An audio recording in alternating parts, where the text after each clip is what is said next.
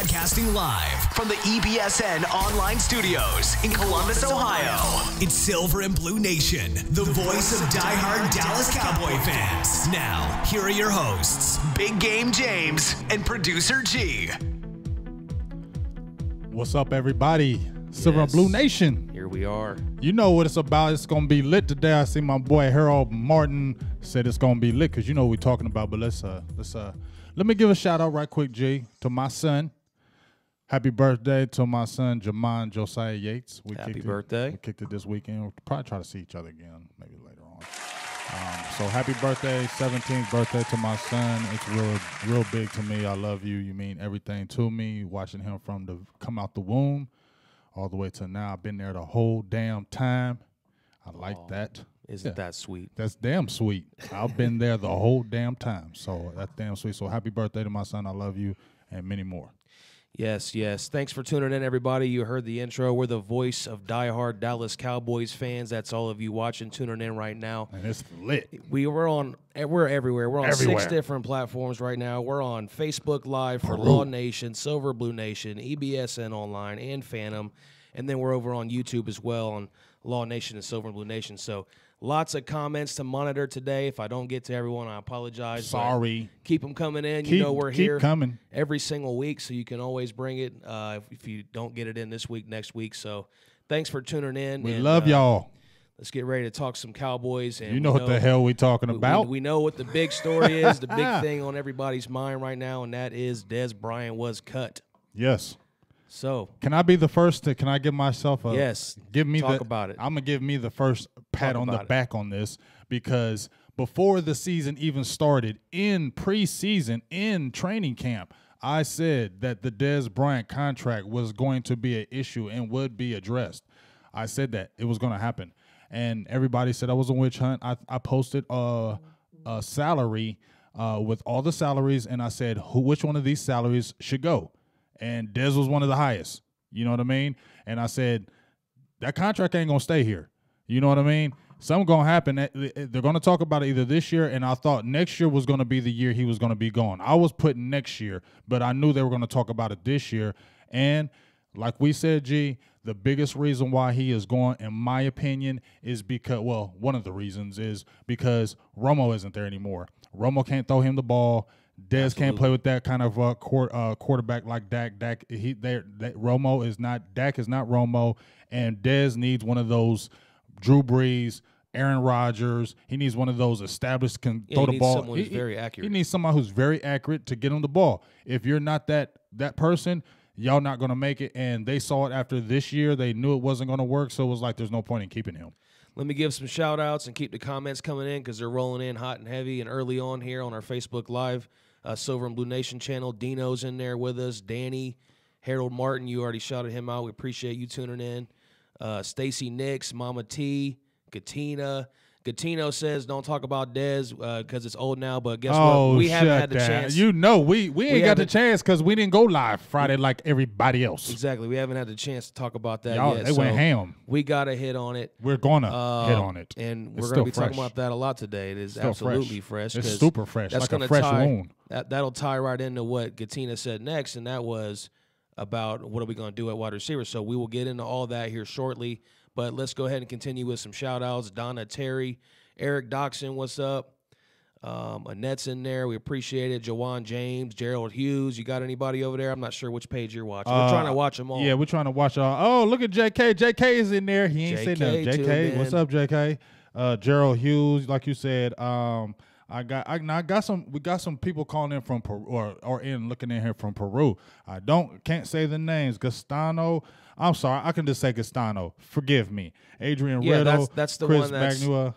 Gatano's the one I'm talking about. Oh, my bad. Well, and since you said that, though, everybody in there put where you're watching from, where you represent the Cowboys from. Yeah, shout out where you repping from right now. Everybody give out where they repping from right now. And let us know what you think. And also the phone lines are open as well. 1-866-217-1966 if you want to chime in with us. But you can't talk long. And you already know what we're getting into, so let's go ahead. You can't talk long. And you guys keep the comments coming, and I'll try my best. You got some serious comments about Dez though. You better tell them. We'll talk about it. I'll look through here and I'll try to monitor these comments as well. So a lot going on over here. But let's go ahead and dive into it then. I'm going to start off asking you then, and if you're in the comments, you can answer that as well. And well, actually, first, some people are letting us know where they're from. We got Dino in Columbus. L.A. Sean in L.A., Carlton, Baltimore, David in Nashville, Chris in Seattle, Petey in Arkansas, Annette in Baltimore. This is unbelievable. Cowboys Nation is just all over the nation. North Little Rock, Arkansas, Adrian Reddle. I love it. Keep on coming and tell you where you're coming from, man. Northern Michigan, Dino Enos, Harold Martin, Fort Worth, Texas. You know what it is. We love it. So Dez Bryant was cut on Friday. Had a 25-minute meeting with Jerry Jones. Yes. I'm assuming that there was no pay cut offered if it was that quick. That's what they said. From what I understand, Dez had said that Jerry told him it would be an insult to give him a pay cut, so he would rather just let him go and try to get his own money, I guess. But it's a business decision. So are the Cowboys a better team without Dez now? I'm not going to say they're a worse team. I mean, let's be honest. For what was going on, Dez is still a good receiver. But for what the Cowboys are trying to do and trying to move on, no, it's not going to hurt the Cowboys. I don't feel like it's going to kill us. Now, I wanted him to stay one more year just because I didn't want them to feel the need to reach for a receiver in the first round. That's why I wanted to keep him, because I felt like, you know how Dallas is, they go try to reach and going for needs. Oh, now we don't have Dez. Let's go get a reach and get a receiver in the first round. Right. They don't have to do that. We still don't have to get a receiver in the first round. We can still, there's so many quality receivers we can still get. And as we've seen now, Dak has played good and has played better when Dez wasn't playing. It's been fact. We've seen it. We've seen games where Dez wasn't playing and Dak won games. So what they're trying to do with the Dak-friendly offense, you don't need a bunch of you don't need a number one. You just need a bunch of good quality, quick receivers that can get that ball out quick, and he could be the RPO run-pass option. Boom. For me, it feels like it's been a huge plan that's kind of come full circle, because if you go back to Chris Richard being picked up from Seattle, the secondary coach, that kind of ties right into what, a lot of people want Earl Thomas to come here, and we're going to get on that in a minute too. So it just kind of comes full circle to me, because now you're in a situation where you have the money to go grab an Earl Thomas, and you already had Chris Richard, and then you brought in Alan Hearns and Deontay Thompson, and you're hearing about all these receiver visits in the draft. Right. So it just kind of seems like this has been a huge plan the entire offseason.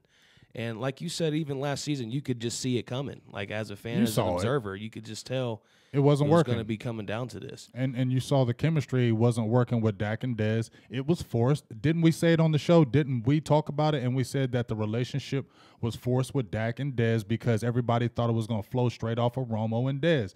And once we saw that, you could see it. You could see it this year, that first game with the Giants, because everybody was talking about the Jack Rabbit and Dez matchup. It was something that he had to get the ball to Dez. And keep it real, Dak felt pressure that he always had to get the ball to Dez. And Dez was always in his ear. Let's keep it all the way for real. Dez was in his ear. And that Seattle game, everybody points to that Seattle game because really that's the game where you saw Dez. Remember, we kind of said Dez grew up a little bit. Maybe he don't blow up on the sidelines. But when he blew up on them sidelines on that Seattle game and then came right back and caught the ball and fumbled, I think that's when everybody in that front office was like, you know what? We're done with this. Hey, I mean, I talked about this too. We were just talking about this off the air before we went live here in the car. We were talking about the way he's reacted to being cut and the things that he would say, or the way just his emotions getting the best of him, talking about, I'm going to see you twice a year, you're going to regret this, things like that. That's the exact reason why you don't need to be on this football team. You don't need a guy like that in the locker room who is going to be saying things like that. And it's just, it blows my mind, that he acts like such a child. He's like a 30-year-old man. And he's acting like a baby. And you just see it in his reaction to this whole thing. He's proving why he did not need to be on the Dallas Cowboys anymore. I feel like Dak Prescott is a grown-up. You know what I mean? He seems like an adult, very mature for his age. And we talked about it a lot with Dez before, how he wasn't a student of the game. And he just didn't have that maturity as a player. And the way he does his interviews and getting caught sagging his pants, things like that. So I mean, those all playing a part, and I think the biggest thing that was when he said the C's, when Garrett C's, Dez was never a captain. But at the end of the day, you can't hate on that because you can see why. As much as I love Dez, and I love Dez, G, I love some Dez Bryant.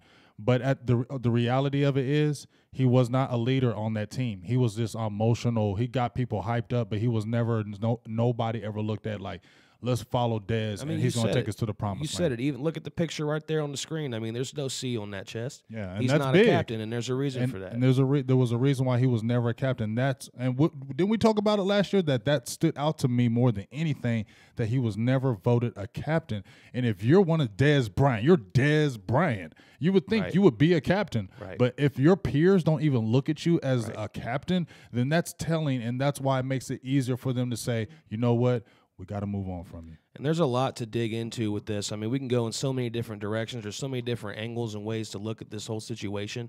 We even talked about it, I think, throughout the week through text. This is very comparable to the Romo and T.O. situation. Right. Romo was a young quarterback. Right. T.O. was a veteran who was Dominant. used to having success. And he had a dominant way personality. better than Dez Bryant, though. Right. At least double what Dez Bryant has done from a production standpoint. But the situation is very similar, where you had Romo and T.O. constantly barking in Romo's ear, wanting that football all the time. When he didn't get it, he would throw fits, and he would be that dominant presence in the locker room and on the sideline. You're seeing the exact same thing here with a second-year quarterback, a young guy. And what happened, though, after T.O. left? Romo got a lot better. Romo got better because Romo made more receivers. He Miles Austin, Laurent Robinson, the list goes on. It became his team. Exactly. It really became his team. When T.O. moved out the way, it became his team. And what did T.O. say? He was saying, oh, you were conspiring to throw to Witten and y'all were buddies.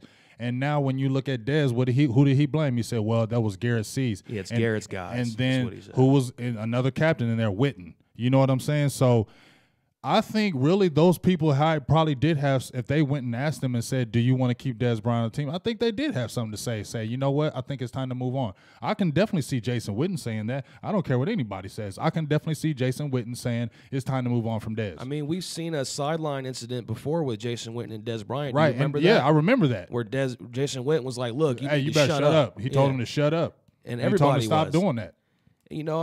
I personally am just sick of the sideline antics myself, and I thought when I saw this news, this was the best news that could have happened for the Cowboys. Like you said, we talked about last week, you thought maybe we should hold on to him for this last year.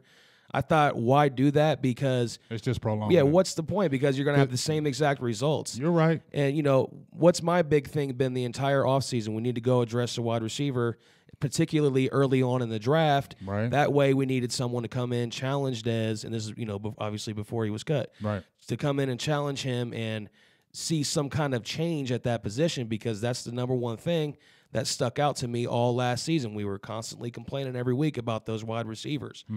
So, I think you're going to see freedom. Now I'm backing off on that, okay? Because I was always maybe we go wide receiver first round to instantly have to see that change, because a guy who gets drafted in the first round is going to see the field.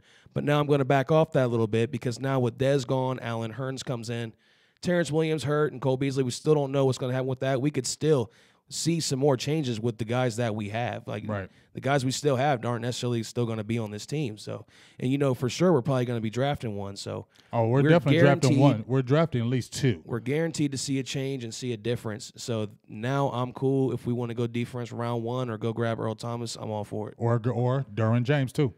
James, if you want to trade up, that's cool doing too. the Derwin James, because I told people right before Dez Bryant got cut, I was watching the 105 The Fan, and Mike Fisher basically said it, and Mike Fisher is a Dez Bryant guy. That's his boy. So if he's talking anything about Dez Bryant, to me, it ain't fake. You know what I'm saying? Because he ain't going to fake it with Dez, because he love him. So when I started hearing that they were going to do it, and that the Cowboys were talking about going to make a splash because it's in Dallas, they cut Dez Bryant. Now it's in Dallas. People are really seething for splash it now. Time. Now it's splash time. You cut Dez. You got money. You know what I'm saying? It's all lined up. It's all lined up. They set it up for the big splash. They set this up for the splash. Cowboys fans, after this cut from Dez Bryant, you should be very excited. You should be excited because now they set this up. This right now, this current position the Cowboys are in is possibly the best they have been in a long time for having an a lot of off-season. picks. You got money, you got picks, you got flexibility. And it's in Dallas. You already have a stout roster as it is. You got depth.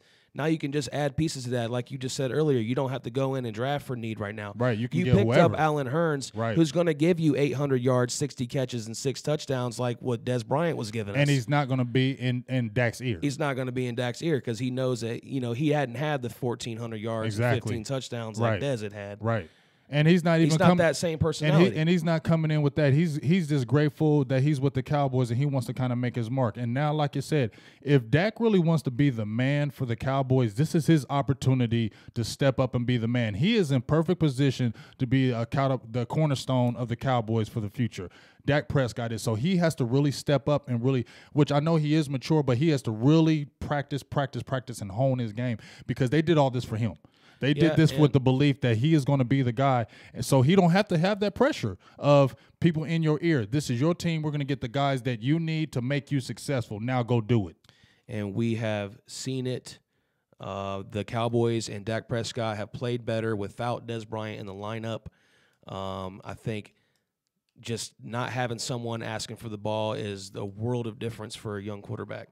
And we've seen that, like we said earlier, with T.O. and Romo. So let's dive back in here and let's give a shout-outs because we got thousands of comments coming in. Comments. I can't even look or monitor them.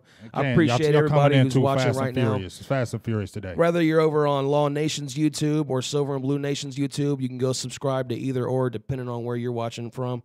If you're on Facebook, you're on Law Nation, Silver and Blue Nation, EBSN Online, or Phantom. We appreciate you all across those platforms as well. Give us a like and a share, big thumbs up. Big thumbs up. We really appreciate everybody who's tuned in so far. I wish I could shout everybody out. We wish we could shout out y'all. So many people. We love y'all. That's all we can say. Giles, Game Changer, Cowtown Tex. You guys are in with us every week over here on YouTube. Appreciate you all tuning in. Key J Gist, Muggs Maxwell, Georgia hard hitter, Vay Raider, Derek. He says Derek Carr will throw Dez open if he comes to the Raiders. I agree with that. I agree with that. You said what? He said Derek Carr would throw Dez open if he comes to the Raiders. That we agree. We never said that. Good. We never said that Dez won't leave. I don't think Dez is bad. I don't think Dez is bad. If Dez goes to the right team with the quarterback who's a super accurate quarterback and put those balls pinpoint, Dez is going to have a good year. But honestly, we're not going to sit back and regret we lost Dez Bryant. Let's be very, very honest with this. Are we really going to look back and say, damn, we cut Dez Bryant and we're not going to do anything now? You really don't believe that, do you? You don't really believe that because I don't believe that. And I love Dez Bryant, but I don't believe that. We're going to be like him. We're going to be bitter right now and sore about it. I'm not bitter. I'm cool. Well, I'm talking about the majority of people. Yeah. But it's going bitter to be, beer face. It's going to be better for this team in the long run. And I think it's going to be better for the team this season in particular. Like we said, we're in the best position we've been in a long time. 10 picks, possibly, and we still don't know what we still don't have it with Dave. Well, now we got some cash. For the first time in a while, you can go trade for somebody if you want to do that. And it's in Dallas. They set this up. They calculated. Let's go out and say on the limb, they probably calculated this to get what I said, right before the draft. Because you notice how they were saying, oh, that's how they did Dez Bryant a disservice by cutting him so late. They should have cut him earlier. But maybe Dallas did this because now we're cutting right 2 weeks before the draft. Now, is everybody buzzing in Cowboy world? Is everybody in Cowboy Nation buzzing? Now, remember how you see how Dallas likes to deflect from Garrett and Linehan and them? They deflect them because now everybody's getting excited about the draft and the players, and it deflects from Garrett and Linehan. But it don't deflect from me because you're still on my blast list, Linehan and Jason Garrett. You ain't getting away from me. They can deflect and try to fool everybody else, but y'all ain't getting away from me. We had Ari on last week, and he said something to that effect. I lost my train of thought. He said somehow they're going to deflect, how they want to stay in the news. Right. Okay, so he said they want Jason Garrett to be successful, meaning that they're going to do everything they can to try to make him successful because they really want him to They want him to win. And it's because of, like you said, Jerry wants it to be his way. Yeah. So it all comes full circle. It all ties together. I feel like this is all a huge plan, and I feel like it's looking good right now, though, for the Cowboys. I mean, it's looking good, but our coaches suck. You got to feel like they're trying, though, to make moves, and you know, you as a fan, you want them to go grab a splash free agent so that it seems like they're trying. Well, to me, cutting Dez Bryant shows they're trying. Because Jerry Jones don't want to cut Dez Bryant. Right. He wants to keep Dez Bryant. You know what I mean? He wants to keep paying him. That's like his son. That's another Michael Irvin to him. Yeah. So it's just, I don't know, man. But Stephen Jones is running that now. Stephen Jones is running that as a fan, now. you got to feel like your team cares, at least as far as trying to make these coaches that we have win, at least from that standpoint. Well, like I said, I'll be excited for the simple fact of the fact, okay, y'all are trying to make those moves. We're trying to not overspend in the – now, if you look at it in that aspect, we're not trying to overspend in the salary cap. Cowboys fans would have been crying for so long that we overpay and we overspend. So, Stephen Jones, I can't get mad at that. He's doing those right things. They're drafting with staying replenished in the draft like you're supposed to. They're getting rid of the big-name players, overpaid people. They are cutting those players. So they're doing the right things, what people wanted them to do. So Cowboys fans, we get frustrated, but they're doing the things that we wanted them to do. We wanted them to stop paying for free agents. We wanted to build through the draft, and we wanted to cut those high-priced agents, and that's what they're starting to do. It's just now, to me, the only thing that's sticking out of my head is the damn coaching. You're doing all the right things with these damn players, but when are you going to do the right thing with this coach? Well, because y'all pressing this Garrett thing. If you're going to say Dez Bryant and them guys are going, then if Garrett doesn't get it done this year, then you need to cut his ass too. I think some of that could be comfortability. The fact that you got a guy that you know. Do you agree he needs to be fired if he doesn't do anything this year? That's what I'm asking you. Yes. Okay. I have lost faith in him. Okay. I mean, we've you talked came about to my that side. I mean, we talked about it a lot. You came to my well, dark I've always side. been, let's give him a chance or whatever. But you came to my side, though. Well, my argument with Garrett was you got a new quarterback and a new running back with Dak and Zeke, so it's kind of a new era. So let's see what he can do with a new era. But I mean, 13-3, 9-7, and you had Zeke miss 6 games. No, stop it. Stop. What? You really? 13-3 and 9-7. Come on, man. That was Garrett. Some of that's Garrett. Some of it. Gee. If they didn't want to play for him, they would quit. There's no way they would win 13 or 9 games if they don't want to play for that coach. I'm not saying they don't want to play for him. Well, that's what it comes down to, though. But he's not the guy. And if they thought that, they wouldn't play for him. No, you're gonna play for a coach because Garrett's not a bad dude. If I was around Garrett, I wouldn't be mad at Jason Garrett. That's what I'm saying. Give him some credit because they relate to him. They do want to play for him. I gave him credit for 8 damn years. I ain't giving him no more damn credit. Well, that's why I was talking about it's a new era. I was just saying that was kind of my argument then. Gotcha. But now my tone has changed because I'm still saying 13-3, 9-7 is decent.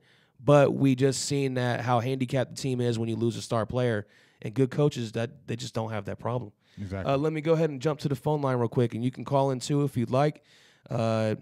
I don't even know if we could handle a whole bunch of calls today. It would have to be rapid fire. 1-866 rapid fire. We can do that. Y'all can call in rapid fire. Y'all do rapid fire. Y'all want to call in back to back calls. Y'all got to be rapid fire. What do you think about Dez? And then say what you feel, and then get the hell off the phone.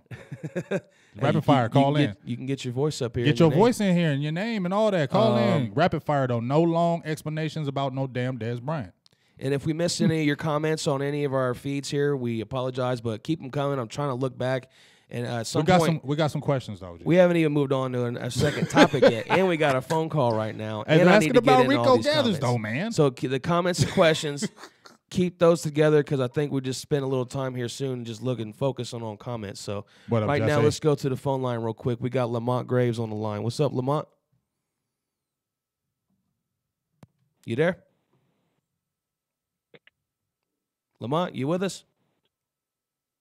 I think we missed him. I think that's my homeboy. Lamont Graves. Mm-hmm. I think that's my homeboy. Oh, look like he tried to call back in. It might be. It might be. I don't know. He might. I think this is him. Lamont, are you with us? Hello? Yeah, this is Lamont. There we go. All right, yes. I understand what you guys saying. You guys making a lot of sense. I really understand. But this is the thing, right? Hello? Yeah, we're listening. Yeah, this is the thing. When the Cowboys going to move on from Jason Witten? He's a tight end killer. Yeah, we agree. It's time for him to go. It's not one defensive back he can outrun. I don't think he could outrun a freaking defensive tackle but now. You know what? One argument I will say about for Jason Witten is if you want to talk about an offense that's Dak friendly, I think Jason Witten fits that mold because what does Dak Prescott love to do? 5-6 yard passes, little dump downs. He was doing this with Terrell Owens, man. What? Listen. You got a lot of good tight ends out here that's way better than Witten. Right. That can get downfield 30 and 40 yards. You know what I mean? Okay, do you think Dak can really put it 30, 40 yards accurately down the field, though? I think, but let me ask you this, Mr. Mr. Graves, let me ask you this, and I totally agree with you with the Jason Witten thing. Well, I mean, frustrated with it, but you don't think that if maybe, let's say Rico Gathers step up, or would they draft a tight end who was an elite tight end, do you think Witten would be better as the second tight end? So then you could see them both on the field as a duel, but he just can't be the main guy. He needs to take the step back, and they need to have somebody step forward, and that's what Rico Gathers needs to do. He'd be better as a coach. Period. Playing days over. I don't even know if he'd be a great coach. Some people, just because you're a great player doesn't mean you're going to be a great coach. Fact, true. You feel me? And I say, like, this is another thing I'm tired of. Tell me. The coaches throwing players underneath the bus. Somebody said that a minute ago, Jason Garrett is a puppet. I'm tired of the guys making excuses for this man. Linehan, remember the Rams game last year? Mm-hmm. Dez Bryant went to the sideline and said, they know when you're about to throw it to Beasley. They know when you're about to throw it to Terrence Williams. They know when you're about to throw it to me. We have to adjust. I mean, Dez said it himself. This guy don't know how to adjust. And they get off by throwing their own players underneath the bus. And they say hold the players accountable. When are you going to hold your coaches accountable, Stephen Jones? Hey, we appreciate your phone call, Lamont. You know what I mean? This is the thing I don't understand. You brothers got it. I mean, Dez, he fell off. He's still going to be a good receiver. But it's just throwing players underneath the bus I don't respect. Hey, we feel you. Hey, we appreciate you calling in, Mr. Graves. We got a lot of people calling in. Hey, we appreciate you. Make sure you keep tuning in, and we're going to address that subject right now. And talk about more getting rid of Jason Witten. Got you. He got to go. Got you. Thanks for the call, Lamont. Thank you. All right, appreciate you, Lamont. Graves called in. Petey Mendez says Cowboys on 3. 1, 2, 3. About them Cowboys. But you know what? We should know that. Let's be honest. Wait, which one are we talking about first? Jason Witten. Let me get something up here for him. The golden boy. I mean, he's the golden boy. We may not like it, but that's the way it is.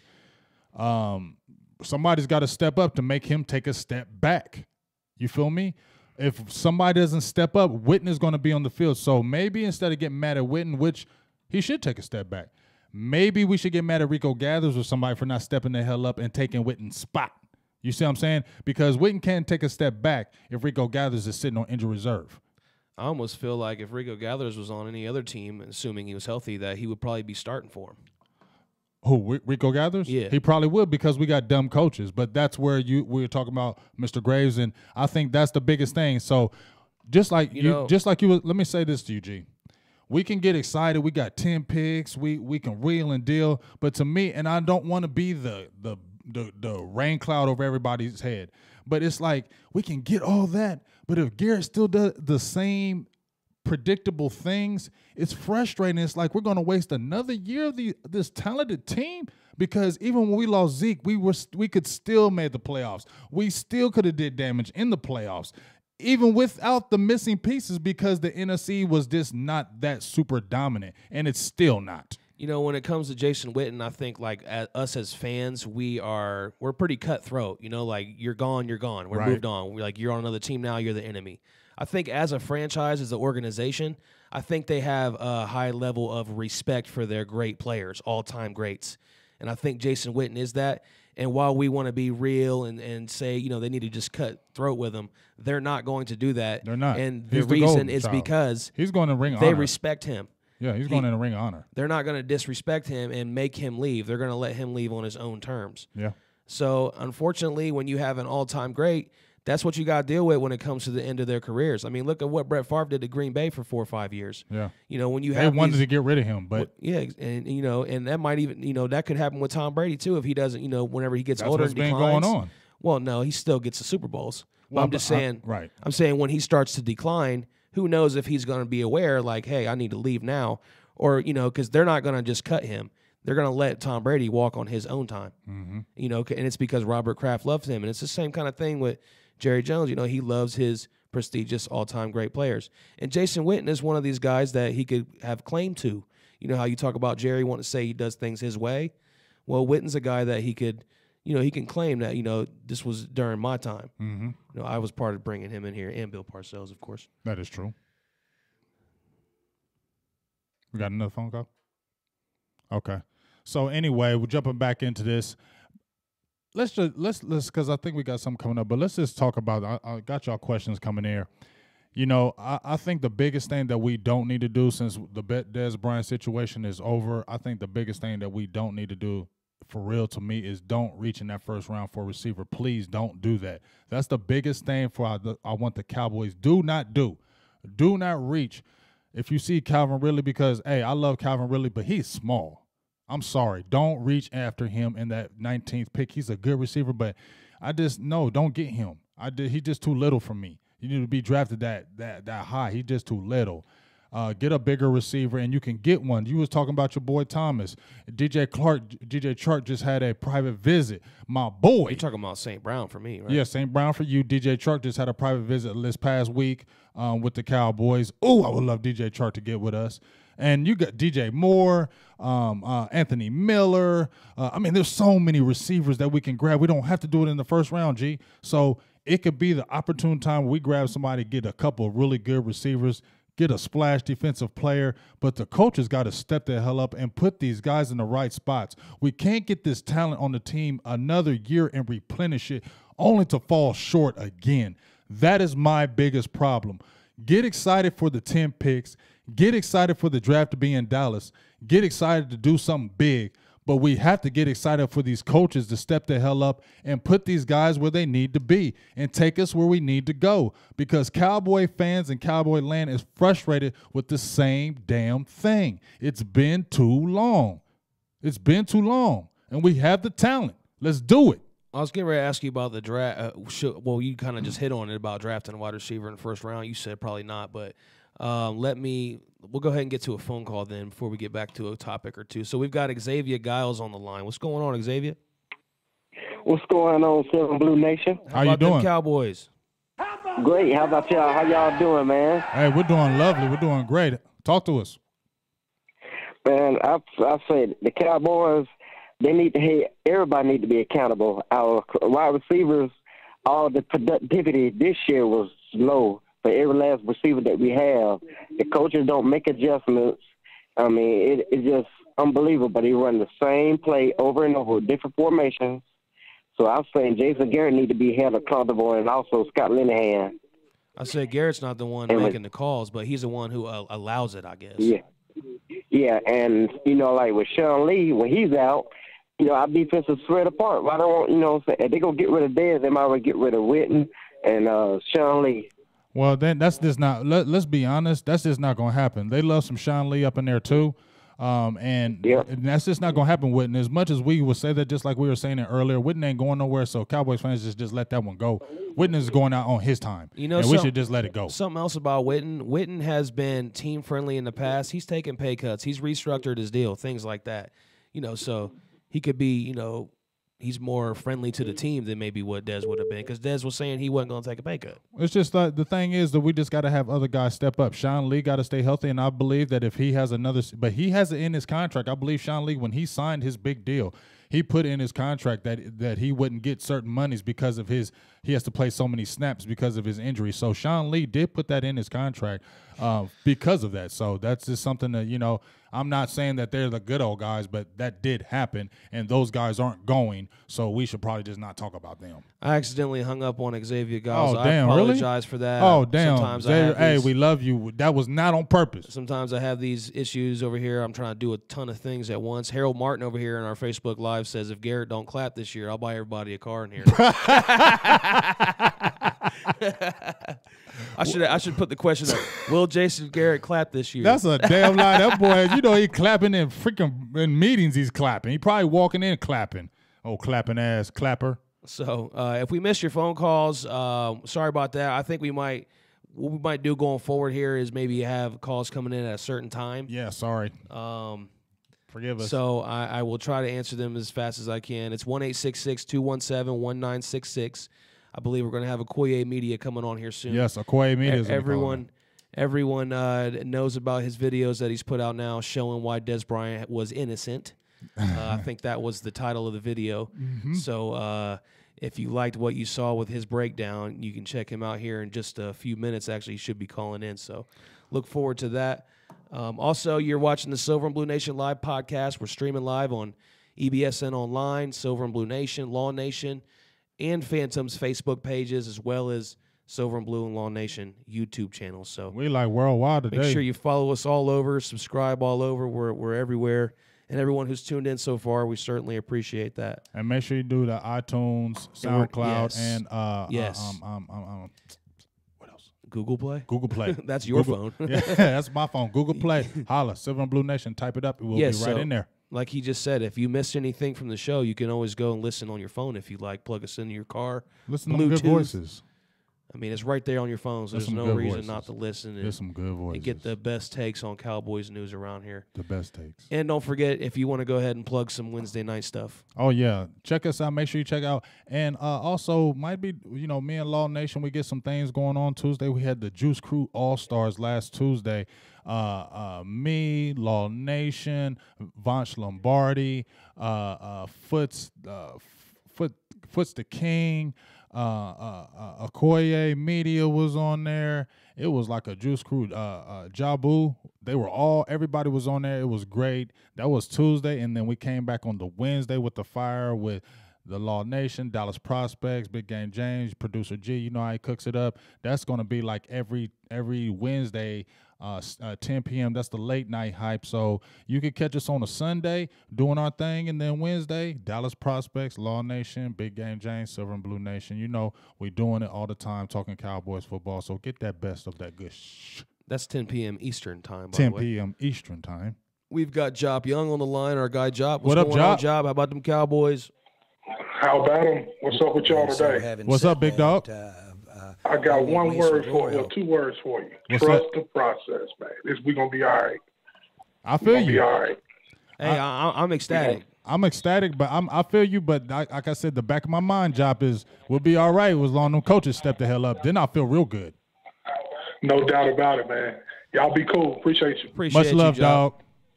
Yeah, I mean, I said that earlier. I said that earlier. I feel good. I think this was the best move for the Cowboys. I'm assuming he's talking about Dez Bryant being gone. Yeah, I think we all understand. I think if you really think about it and sit down, you'll understand that it was the best move, even though it may hurt us. I don't think Dallas Cowboys are going to fall off the planet because Dez Bryant is not on our team. We were, I think, 42-37 with Dez Bryant in his career with us. And honestly, if you really looked at it, we won plenty of games without Dez Bryant, big games too. So it hurts because he was such an emotional person with him. It just like the Cowboys and Dez Bryant went together. It was such a perfect match, and I think that's why he had so much of a deep emotion. He was a fan favorite. A lot of people love Dez, and so I think that's what the attachment was. People were hard to let it go. But once again, we've said it time and time again, you cannot fall in love with players in professional sports because they're going to get cut, they're going to get traded, and if you fall in love with that player, you're just setting yourself up for failure because those guys are going to be gone. So don't be getting attached to them like that. You just can't do it. And it's just like any other job, G. If you worked at a job, G, and you weren't producing and you were there, 10 years, and you got fired, guess what? They're going to mourn for one day, and then guess what? Business as usual. Business is business. The phone calls are coming in. Keep them coming. We got a guy on the line right now. I'm about to get to him. But first, we got Daniel and Jeanette Bruton in here in the Facebook Live comments wanting some glory hole. And so Give it to having him. said that, I want me some glory hole. There it is. Now we got Kevin on the line. What's up, Kevin? Hey, how you doing, fellas? What up, dog? What's up, Big James? I want to just ask a question. First of all, I don't like the way that they handled Dez. I understand he underperformed, but they could have did it a lot better than what they did. It kind of remind me of T.O. situation. But moving forward, I think the pressure is now more on the coaches because now, like you said, you get what you want, and so now I think they're gonna have to coach up Dak and make a splash in this draft. So I think what y'all think about the Earl Thomas or getting that Sutton dude? How y'all think that fit in the equation better than the Cowboys? First, I just want to say you're absolutely right. The pressure is definitely on the coaching staff now. And I also want to tell you that you're right about Dez Bryant just being cut like that. I had just kind of said a few minutes ago how the Cowboys would respect their all-time great players. Well, Dez is one of those, considering he has all-time franchise leader in touchdown catches. And they did just kind of just cut him off, But, maybe some of that's his personality, too, and the way his emotions are. So maybe they can't talk to him like that. I don't know, but I agree with you on that, though. But you said you wanted to hear about Earl Thomas? Yeah, because I followed Big James on his Facebook, Right. and he gave a good scenario in it about since we freed up money with Dez, Yep. so now we can make a bigger push for Earl Thomas as well as getting one of these top wide receivers. What they keep saying about the Sutton dude from SMU, and what y'all think about that scenario? Because we definitely need defense. Defense win Super Bowls. So what y'all think in the equation of the defense and a good wide receiver replacement? Appreciate your phone call, Kevin. I appreciate we gonna be talking, big homie. All right. All right. So Earl Thomas. The Earl Thomas situation. Me and you were talking. I would love to have Earl Thomas for the fact of he's a beast. He's an all-pro. He's going to get that defense together. He's going to make that defense better. That's a fact. And he played with Chris Richard. That's a fact. He's going to make the Dallas defense better. He's going to make it better. But I think the only thing that would keep you from getting him over, like we were talking about Derwin James, trading up and getting a Derwin James, is the age and injury factor. Get Earl Thomas for 3 years or get a Derwin James for 8 to 10 possibly, and all-world talent. And Earl Thomas, as nice as he is, he's only 5'10", 205 pounds. Derwin James is 6'3", 220. And I know they say don't look at the size, but you got to look at the size if you got the player that can play with the size. You know what I mean? It makes a hell of a difference. And we haven't had that type of enforcer in our secondary. Right. So, yes, Earl Thomas, I think they're going to go after him because Mike Fisher is saying they're probably going to dangle that 50th pick, which was our second-round pick.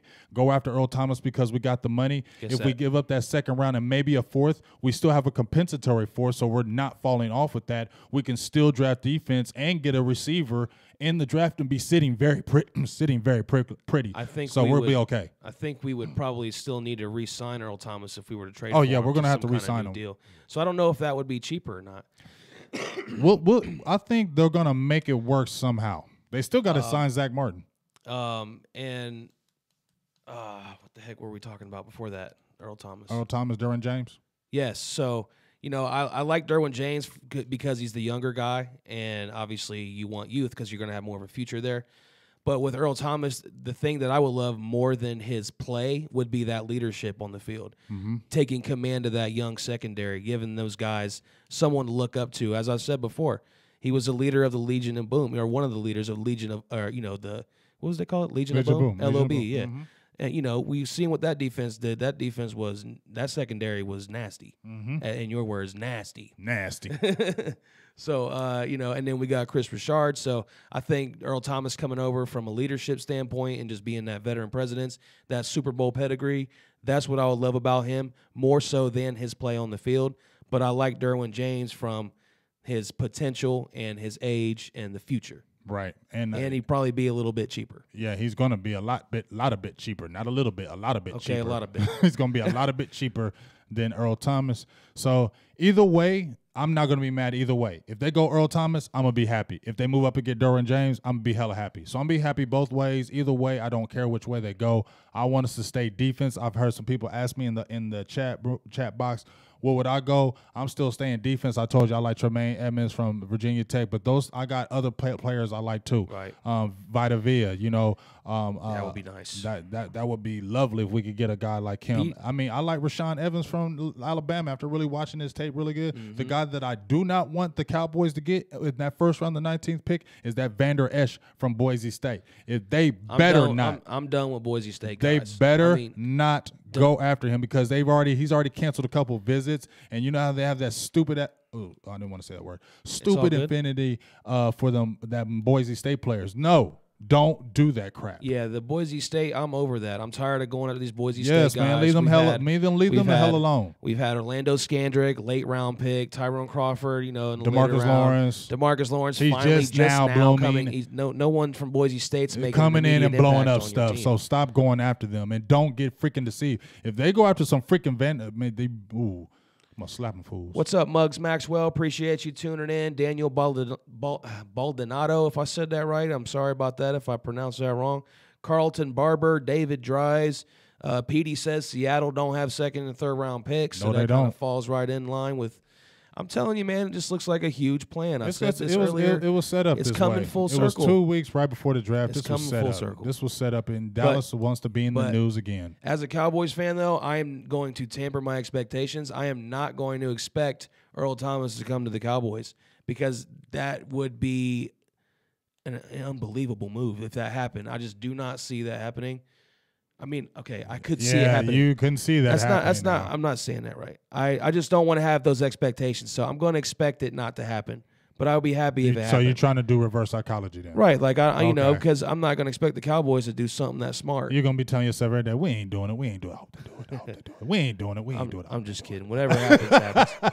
But no, we haven't traded or gotten a big time. We've never been, one to go trade for one of these top guys in the league that you see other teams do. Right. Not lately, at least. And, what's up, everybody, up in this chat box? Let me go on flame here. Yeah. If you want to give some shout-outs. Yeah, let me give some shout-outs. Let me check. I'll look over here at Law Nation's YouTube channel. I don't know which one I'm on, but I'm just going to give shout-outs to everybody I'm seeing right now. Dino, Richard Woodward just came in, Daniel Caladera, Muggs Maxwell, Brian Fitzgerald, Daniel Meza, Joseph Brian Herron, Val Gutierrez, Juwan James, Stacy Nix, Petey Mendez, like you said, David Dries, Carlton Barber, Daniel Baldonado, Mama T, just the Bam, just the list goes on. Everybody in there. We could literally sit here for an entire show naming names. We just love all y'all, man. Shout outs to all y'all. So let me go ahead over here to Law Nation's YouTube channel. Glenn Jackson, Rich Lopez. Receiver. Mando Munoz, Sieber, love him. He's our guy. Donnie Allen, Cowboys fan. How'd you get that YouTube channel name? Just Cowboys fan? I didn't know you could. Can you do double YouTube channel names? I don't know that. I don't know. Larry King, Brandon Griggs, everybody over on Law Nation's YouTube. Trying to shout everyone out, but just so many people. You can go over subscribe to our Silver and Blue Nation YouTube channel as well. Follow us on all of our social media, Twitter. We're not that big on Twitter, Instagram, but we're gaining steam on YouTube, and we're pretty big on Facebook. Everybody knows that. So make sure you're following us everywhere. We appreciate anybody who's tuned in tonight. Yes. So I kind of wanted to get back into Kevin's phone call because he asked also about the receiver situation, right, with Cortland Sutton. Yeah, because Jason Garrett was the only one to actually go to his pro day, like his private workout. So it was just him. He was the only coach. So, and we do like SMU players. We do have Beasley on the team. He is a big receiver. He has shown some things. To me, he's one of them boom or bust. Either he's going to be really good or he's going to just be really terrible. That's what I think about Sutton. So if they visited him like that and he's available like in the third round, they're going to get him. That's just a fact. They're going to get Cortland Sutton. If he's like anywhere around, I think in that third round, they're getting him. That's a fact. Yeah, they're going to draft him. That's usually how it works. They're going to draft him. That's happened in the past for sure. But being the only coach to go there, yeah, you're definitely looking at him You're going to draft. And if he's falling in those third or fourth round and he's still available, you think they're not. He's 6'4", he's 6'5", over 200. He wasn't, like I said, he's the ultimate boom or bust, and they are going to grab him if he's in those later rounds still available. So you can already count him, Cortland Sutton, as being drafted by the Dallas Cowboys. I'm saying it here now.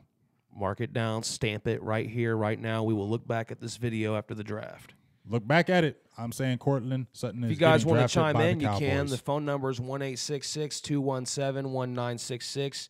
I thought we were getting a Koye in here, just kind of waiting. Waiting for the phone call. He said he was running in the Lowe's. He said he was about to call you. Had to run in the Lowe's right quick. So I said, "You all good?" He said, "I got time to run in the Lowe's right quick." I said, "Yeah, run in the Lowe's." So he's gonna run in the Lowe's, and he's gonna get on here and have an you guys will have an opportunity to comment to him if you'd like about his videos that he made that everybody loves. So he made some good videos, and I've got some questions for him myself. Yeah, I can't wait till you drill him. It's gonna be hot and heavy in the box. No. I just want to have things come full circle, as I like to say. Okay. So let's go back to the phone line real quick. We got Carlos. What's going on, Carlos? What's going on? I pretty much hit on the nail, man. Guy called at the right time. I was just going to ask about the first 2 rounds. I agree with most of you. I don't want no wide receiver in the first round. If you're going to trade up, it's B of A. If you're going to trade up big, if you're going to stick around or go up a little bit higher, then it's Will Hernandez. Now with Courtland Sutton, now my question to you guys, if I would trade up in the second, I would get Sutton, or do I just stick around where we're at now? No, or do you think y'all think he'll be gone? No, I think Sutton is going to be around. I don't think we need to reach for Sutton because there's so many other receivers. I don't think we need to reach for him. You said trade up for Will Hernandez or that, but what about no. Well, in the first round, what I'm saying is if you're going to trade up high, you better get Vita V, at least 8 slots. Now, if you're going to go up maybe 3 or 4, I would get Will Hernandez. What about in the first? What about? But not trade up high for Will Hernandez. Just maybe a few slots. What about Derwin James? Nah, I don't know. I don't like him. So you're. that was more of a question to you for you guys. That's what I was going to ask. You're good with our current safeties? Another thing I was going to say with the Dez situation, with that, what happened, and in conjunction with what Colin says, I firmly believe that tackle for Notre Dame, he's out of the picture now officially, because you're going to keep Collins at tackle, or you're going to put him at guard. So I think that tackle from Notre Dame, he's out of the picture. It's going to be Will Hernandez if we go offensive line. What do you guys think? Yeah, appreciate your call. Appreciate you, and I'll go ahead and answer that for you, Carlos. I don't think that they're going to. I know they love Will Hernandez, but I think if they do the trade, then that's when they may try to barter him and try to go after him if they can get like a Derwin James or something like that. Figure out some way to get him, but I don't think they're going to trade up for no Will Hernandez, and they're definitely not going to trade up for Vita Vea. That's not going to happen. The only person they're going to trade up to me is Derwin James. That's the only guy I think they would actually move up for. He's the one guy. I don't think they're in love with they don't like Tremaine Edmonds, my guy. He didn't even come in for a visit. So I don't think they're even looking at him. Roquan Smith, did he come? I think he came in, but I don't know if they're high on him. So that's the only guy I see them going after is Derwin James. As far as trading up, if they do anything else, it's going to be going after Earl Thomas, because just like I said, Mike Fisher said that to appease the Cowboys fans, because a lot of people are going to be emotional, is to dangle that 50th pick because Seattle doesn't have that second rounder, and go after Earl Thomas, because once you get an Earl Thomas in the fold and maybe you draft somebody else good, a lot of people ain't going to be talking about Dez Bryant no more. Everybody's going to be going gaga Google over Earl Thomas being on that back end for our defense now. Everybody's going to be hyped. Jawan James says, can y'all see the Cowboys maybe drafting 2 wide receivers in the draft? You kind of said that already. Yeah, they're going to draft 2. They're drafting 2 receivers in the draft. They're drafting 2 receivers. That's going to happen because now they have to have multiple receivers. There's not going to be a number 1 receiver in Dallas. That's why they cut Dez Bryant to basically start that process of not being a number 1. Dak Prescott does not need a number 1 receiver to be effective. He needs just a lot of good receivers. If you watched him at Mississippi State when he started from the bottom and he took that team all the way to the top, what dominant receivers did he have at Mississippi State? He didn't have any. He had a lot of good receivers that could do a lot of quick plays, and that's what they're trying to bring to Dallas when they say they're having a Dak-friendly offense. That's what they're trying to build around, and you can't have a Dak-friendly offense with a dominant number 1 who's always in his ear, and that's why they cut the loose with Dez Bryant.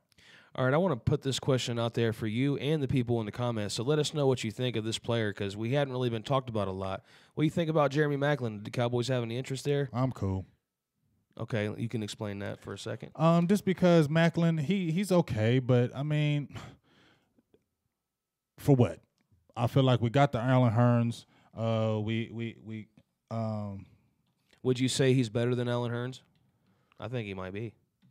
Maybe more explosive. I don't know if he's a better all-around. I think Allen Hurns maybe be better all-around, but I think he's more explosive, and I think that's the only reason why you would look at Maclin. Just in my opinion. Yeah, I mean, he's a former Eagle, so no, we don't want you around here. Yeah, no, that's just bad. That's the main reason. They give us, like, bad vibe, bad aura. Like, when we bring Eagles in, we don't do good. Like Nolan Carroll. Just don't bring the Eagles players in, because it seems like we just don't do good when we bring Eagles players in. I don't accept the Eagles players. I just don't accept them. They're not one of us. We don't really get too many. We don't. Yeah, because we don't want them, because we don't like them. The other teams in the division seem to get our go players, after 'em. but we don't seem to get theirs too often. Because we kind of don't like them. We definitely don't get Redskin players. We ain't feeling them. So that's a no for Macklin. A lot of people in here are agreeing. A lot of people saying no. Hell no. Carlton Barber says no. Macklin was terrible in Baltimore. He saw him. We don't need him. He says there's actually better free agent wide receivers available. Stacey Nix, no. Yeah. Brian Fitzgerald, hell no. Daniel says we got Hearns. We're good. Okay, that's cool. I just want to see what you guys thought. Now we know. He said that's okay. That's cool. Let's go back to the phone line. Cowtown Tex on the line. What's going on? Hey, what's good, y'all, man? I love y'all show. Hey, we appreciate you. Hey, I'm gonna bounce this off y'all real quick. This might be a next off-season question, but I'm gonna bounce it off you real quick. But I just wanted to run this by y'all. What we got with Dak and Zeke. Do y'all think any kind of way that in the future that with them being best friends and stuff like that, that Dak being a Cowboys fan and all that, do you think, and with him knowing that he's not like an elite quarterback, do you think that he would take a hometown discount so we can be able to pay Zeke in the future as well and not break the bank just to keep up with the market? Do you think Dak could be like a Brady type for the Cowboys? And I think he should if he's not going to be elite anyway. Right. I just want to bounce that off y'all.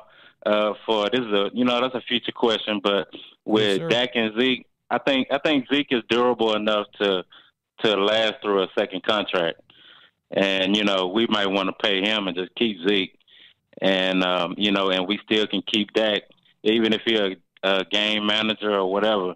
We can keep him, but keep him at a certain type of salary though, instead of keeping up with the market. That's all I want to say, man. I'm gonna hang up and listen. Thank you. Hey, that's a good ass question. Thanks for that call. That's a all right, bro. Hey, that was some fire out there from, what was it, Cowtown Tex? Cowtown Tex. He tunes in every week on YouTube. First of all, I love the name. Second of all, that's a hell of a comment, question, insight, lookout, everything. Yeah, I've got a little bit. That. You can go ahead and tackle. I got a little bit of an answer for that too. My answer would be hell yeah. I think he should do that because if you watch how Dak Prescott, look at what he's doing right now. He's going hellified with them endorsements. He's getting a lot of side endorsements, and maybe he knows because he's not making that money, the endorsements is going to bring in that cash. But if he is having just good years, yes, I definitely think that the Cowboys should approach him. Not that he should say this, but I think the Cowboys should approach him like your numbers are okay. Your numbers don't say the market says $20 million for a Dak Prescott because he's not a $20 million quarterback. Hell to the no, Dak Prescott ain't no $20 million quarterback. No way, no how. So he has to ball out to get a big contract to me. And I think if he just has good numbers, yeah, he should get a regular contract and not try to go for that market contract because you're not that market guy. Yeah. Hang on a second. I'm trying to kind of set that up for us so we can have something on the screen while we talk about it. All righty. So the question is, would Dak take less money? He should. So my thing with this is it's going to be based on your performance. I mean, you kind of just said that too. So it's like if you're playing if you're winning Super Bowls and you're playing at an elite level, then you're going to get paid like that. You're going to be paid like the best quarterback in the league. You'll probably get a new record because every time a quarterback signs, it's a new NFL record for most, money for a season or something for these guys. So it's just going to depend on how he's playing. If he's not playing good, he's not going to get paid good. So his pay is going to determine what he's getting paid because he's going to have a chance. If he's not playing well, he's going to have a chance to test the market and see what he's worth. If he's playing well, he's never going to get that chance. He's going to get whatever he wants. Well, let me ask you this. If he has another year like he had last year, which wasn't a bad year, it wasn't a great year, but it wasn't a bad year, he has another year like that, does he get good money? No, you would not pay him Do you draft top of the line Do you money. draft another quarterback? I think you can draft another quarterback this year if you want. I don't think anything's set in stone for Dak Prescott. He's a fourth-round pick. While he's came out and looked nice and he has 22 wins in his first 2 years, which is great, and a playoff appearance. Do you still think he's our franchise? Okay, the team is saying that he is because I'm asking you. They're making moves. Yes, as long as the team is making the moves to to tailor to his strengths, like the Dak friendly thing, then why not? Okay. We've seen anytime a quarterback can go 13-3, I don't care who your running back is or your receivers or your offensive line. It's not easy to go in there and go 13-3. Mm-hmm. Now, we didn't have Zeke, but we had the same offensive line. We had Dez, and we seen what Brandon Weeden did. We seen what, some of these other guys did. And even Dak, when he was by himself last year, yes, he started 0-3 without Zeke, but he bounced back and went 3-0 after that. So let me ask you this, though. Is he a franchise quarterback without, so a franchise quarterback to me can go to any team. I was going to say, it depends on what you consider exactly. a franchise If you go, quarterback. to me, a franchise quarterback can go to any team and make them better. Can Dak Prescott do that, in your opinion? No. Okay. But I think he can if the coaches of new team tailor to what his strengths are. So he's a good quarterback. He's not a franchise quarterback. To what the caller asked, Cowtown Tex, no, he's not a Tom Brady like what he was kind of comparing him to or something. He's not going to be like that. So, no, I would not consider him on that level where, you would think Tom Brady could go anywhere and make that team good. You'd think Drew Brees, like the guys you even mentioned earlier in the show, Aaron Rodgers, all the good top-level quarterbacks, they're going to go make the team better. That could be that for sure, but after year 2, no, we can't say that. All right. So this is his critical year. It's kind of a weird place because he comes in and goes 13-3 as a rookie, and as I just said, Brandon Weeden and Matt Castle couldn't do that. So he's better than those guys. Granted, he had Zeke with him, but still we know how good that offensive line is. We always have felt like almost any running back could go in there. That's why we knew when we got Zeke, he was going to be a monster right away. Right. Because he's coming into that offensive line. But, so you're saying Dak Prescott's probably like mid-level, in that mid-range. If you got 32 After teams, year 2, yeah. He's probably like around 17th, 16th in your eyes as far as ranking as a quarterback. Yeah, right in the middle of the pack. He's a middle of the pack as quarterback far as right now. After year 2, yeah, I mean, you got to put him, in the same category as like a Derek Carr. But, even Derek Carr, he might be more of a franchise quarterback. I think Derek Carr's a little better than him. I would definitely say from a throwing standpoint for sure. Yes. But, there's a lot more intangibles about Dak that you don't see when it comes to stats. He who Dak reminds me of? Watch. Now that I look at him, and I know Mariota can throw the ball, but them two remind me of each other. I don't know why. They just do. Who? Mariota. Marcus Mariota and Dak. They just remind me of each other because they're never. I don't feel like Mariota is never going to have those dominant stats as a quarterback with the Tennessee Titans. I like Dak to be more of a winner than I do Mariota. Hey, Mariota has got his team to the playoffs. Yeah, but I feel like Mariota doesn't have that it factor. I think Dak has the it factor with less talent. Think so? Yeah. I think Dak has the it part of it. I'm air quoting it. He has the it factor, which, the great quarterbacks have. But most of the guys also have some talent to go with it. So I'm not saying he's not talented, but I don't know if he has the arm to go with that it factor. You know what I mean? If that makes any sense. All right. We shall see. But I don't know. We shall Let's see. go ahead and answer this phone call real quick. Might be. Who we got on the line? Caller, you on the line? Yes. Hello, this is Cowboy X Factor. What's up, guys? What's going Cowboys X Factor. How you Appreciate doing? it. I'm doing good. Hey, talk to us. So as for the draft, I think this is just my thoughts at 19. I think they probably go linebacker, offensive guard. I know there are other positions, but I feel like those are most two important needs they go after. And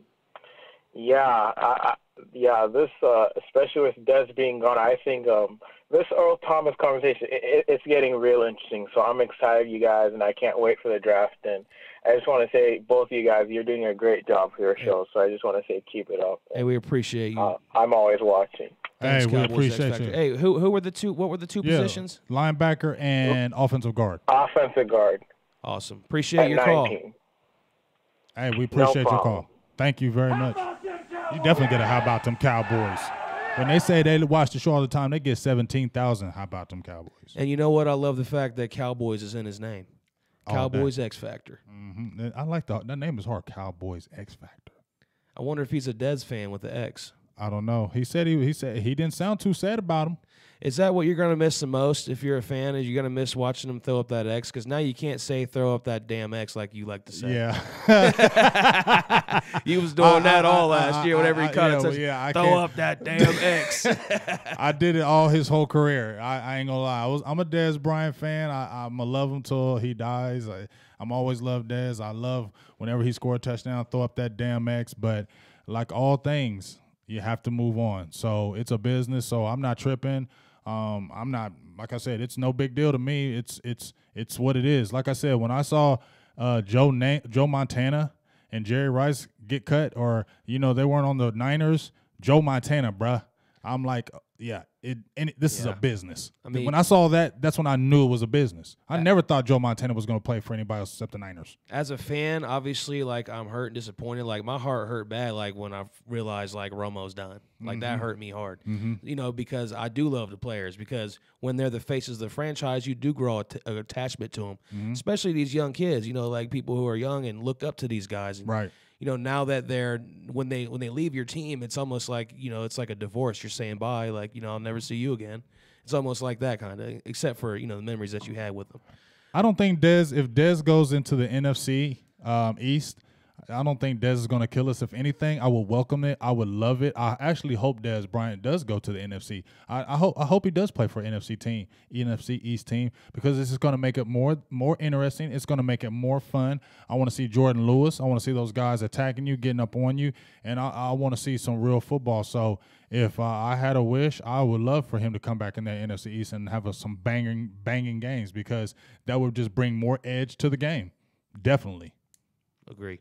Let's see. I'm looking over here in the comments. Again, if you're just tuning in, this is a Silver and Blue Nation live podcast.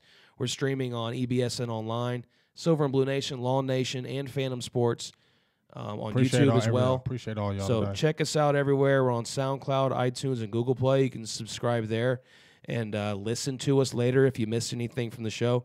Or you can rewatch this show back if you like, wherever you're watching right now, once we end the broadcast. So appreciate everybody who's been tuning in. We're going to jump right back to the phone line right now. Caller, go ahead on the line. What's your name? Yo, this is Alvin, man, from Mississippi. What's going on? You said Alvin? Yeah. What's up, Alvin? How about them Cowboys? Yeah. Hey, man, we're the best, man. Hey, I got to say, y'all. Go ahead. Y'all sleeping on Dak, man. I think Dak the franchise without a question. I don't think it's really a better quarterback at his age in the NFL right now.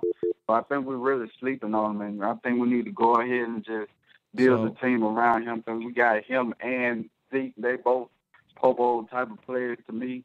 So I think we can win a Super Bowl with them. And in the first round, I think we need to go Will Hernandez and Anthony Miller in the second round. That's all I got for you guys. Hey, do you think that Dak is better than Carson Wentz? Be honest. Yeah. Be honest. On the end, not just because don't lie. Mississippi and Dak played for Mississippi State, but I really believe that he's faster. He just needs some work. He needs some real coaches. Jason Garrett is not a real coach. Jason Garrett cannot coach. We need another coach. Hey, I mean, the argument can be made. I just want to know what you thought there, if he was, because you said he might be the best young quarterback in the league. I think Carson Wentz is right there. Yeah, Carson Wentz is a dog. And like Marcus Mariota, those guys are. But right Dak's in there. Dak is a winner. Yes. Dak knows how to win. I 100%. I'm not sleeping on Dak. I love Dak. Trust me. People get on me. People dog me on my page because they say I'm too much of a Dak lover. So trust me, I love Dak. But I also am going to be. I look at every side of the coin. If I say I like a player, I look at his faults too. I don't sit there and just look at all the positives, and I'll tear that player down. And every player has to get better. And as much as I love Dak Prescott, year 3 is a critical year for him, because if he doesn't play good, they're going to draft another quarterback. And you, James, you actually compared him to Marcus Mariota a bit ago. Well, a comparison that I had, and Alvin, let me know what you think about this. Tim Tebow with a better arm. For Dak Prescott. Dak has a better arm, but he has to work on his accuracy. I'm saying, does he remind you of Tim Tebow, though, like his style of play? Oh, no, not at all. Not at all? Okay. I watched him in Mississippi State. I'm from Mississippi. I watched him in Mississippi State. In college, he threw way better than Tim Tebow. He just threw he ran the ball because he's fast. That's the only reason why he runs. Did you notice what I said, though? I said Tim Tebow with a better arm. He had a stronger arm, but he wasn't accurate. I'm just saying, if Tim Tebow could throw, if Tim Tebow was in NFL and he could throw the ball, Tim Tebow would have been good. Like, the only reason why Tim Tebow didn't succeed in the NFL was because of that ugly throwing motion. But he had every other characteristic to be great in the NFL. He just couldn't throw, which you have to be able to do as a quarterback. Anyways, I agree. hey, we appreciate your phone call, Alvin. Hey, we appreciate you, Alvin from Mississippi. Say Cowboy Nation. Cowboy Nation, baby. All right, let's just go ahead and keep it moving then, because we got Rapid coming fire. in. Rapid fire. Here it is, caller. You're on the line. What's your name? Antoine Myers from Charleston, South Carolina. Antoine, South Carolina. Appreciate you tuning in. How about them Cowboys? Well, you know it. Hey, I just started calling you guys, talk to practical, and I respect y'all, man. Y'all don't have a biased opinions about players, man. Y'all let everybody get their criticism, man. I appreciate y'all. Hey, I mean, appreciate you. That's how you do it. You got to give both sides of the story. Yeah, we ain't going to be biased. I mean, I can love a player, but I'm still going to say things about him. And if people don't like what I'm saying about him, I don't really care, because at the end of the day, you got some players. Everybody loves our Cowboys, but at the end of the day, you got to be critical of our Cowboys. You can't sit there and say everything's beautiful with the Cowboys, because it's not. Yes, sir. You know it. You know it. Thanks for watching, I Antoine. appreciate y'all. Appreciate you. All right, keep them coming. I know I missed a couple in between there somewhere, but if we missed it, you can keep trying in. It's 866-217-1966. Call in, Darius. Call in. You just text me. Call in. Okoye, you just text me. We got maybe, 15, 20 minutes here? We got 15 minutes. Okoye. Oh, little big dog. I just texted you the number, so call in. It was 1-866-217-19. There it is. It might be. Here we go. Now we're going rapid fire again. We got a caller. What's your name, caller? Reggie. Reggie, What's how you up, doing, Reggie? Reggie? How about them Cowboys? How about them Cowboys? All right, this is rapid fire, so say what you got to say and then bang out. Okay. Tell us what you got to say. Reggie. You there, Reggie? Oh, okay. I didn't know if I was okay. Yeah, you got to turn that down in the background. Alvin kind of stole my thunder, but I just want to say that the Dez thing, the Dez situation. Yeah. Can you hear me? Yeah, we hear you. You got to turn that down in the background there, Reggie. Oh, okay. I'm sorry. Yeah, you got to get out. Got to get in and get out. The phone lines is blowing up, man. Oh, okay. Yeah, I see. I just want to say, as far as the Dez thing, it's kind of, that kind of hurt me. But yeah, I don't want to see him in the East. I want to see him go somewhere and win a ring. And what Alvin stole, as far as, I think we need a guard first, and then a wide receiver second. Being that I just think we need to solidify the line to help protect Dak so he won't get exposed. And the linebackers, I think we kind of covered ourselves. I got faith in Jalen Smith and Sean Lee. They got a little backup. I think we can get a good linebacker in the third round. But I'll take a wide receiver in the second round. That'll be it, fellas. Appreciate you, Reggie. How about them Cowboys? Appreciate you, Reggie. All right, we're going to keep it moving. Rapid fire. Let's go, caller. What's your name? Rapid fire. My name is Richard from Lexington Park, Maryland. What's up, Richard? Maryland. Rapid fire. Appreciate you turning it. Cowboys are all over the place. Rapid fire. How about them Cowboys, Richard? How about them Cowboys? I was wondering, do you think that Dez was really so much of a problem in the locker room that they claimed that he was, or was it just the fact that people didn't really want him there? I think it was an issue with him being a locker room.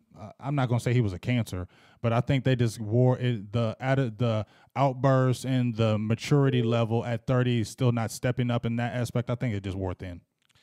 Hey, we appreciate your call, Richard. Thanks for tuning in. That's with rapid us. fire. We love We're you here every Sunday. All right, check rapid back fire. next week. Thank rapid you. fire. Cowboys. Go ahead, caller. You're on the line. What's your name? Hello. Hello. Who's this? What's your name? Moolah. Moolah. M-U-L-A? Yeah, like M-U. Hey, where are you calling from? Where are you calling from? Calling from New Jersey, North New Jersey. Can you turn that volume down in the background? I know you want to hear yourself on there, but you can turn that down. You could always rewatch this video. North New Jersey. Hey, all right. As rapid fire, give us some Cowboy stuff, real quick. I just want to say I'm delighted that that cancer is finally off our team. I think he could go to another team and do good.